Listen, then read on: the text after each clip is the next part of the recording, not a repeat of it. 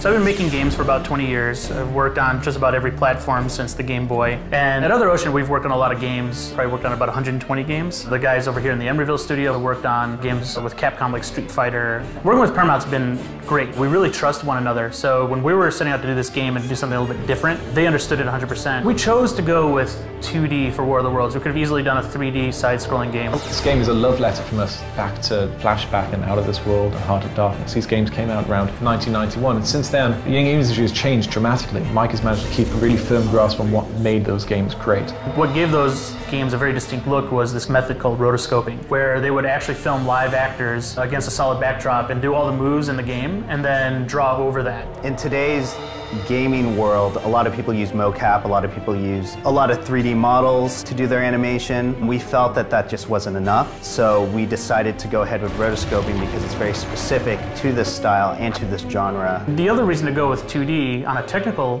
note is that we can throw a lot at the screen. Like the 360 and the PS3 particularly are built to just, the processing itself can throw so many 2D objects at the screen that something you never would have seen before on, say, a Genesis or an old PC. We're using a parallax, which is an old school term to describe depth in a game, to like background elements move slower than foreground elements. Every single piece in the game needs to be placed very specifically. It needs to be given a sort value and a parallax value.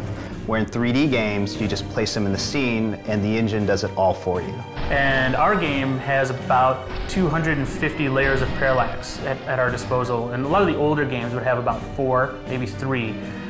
This gives us the illusion of 3D without being 3D. If we were working in 3D, the engine would take care of everything. In this game, the artist needs to take care of everything. We have moments where the screen is filled with hundreds and hundreds of NPCs running down streets, or falling off buildings, or buildings collapsing and debris flying everywhere.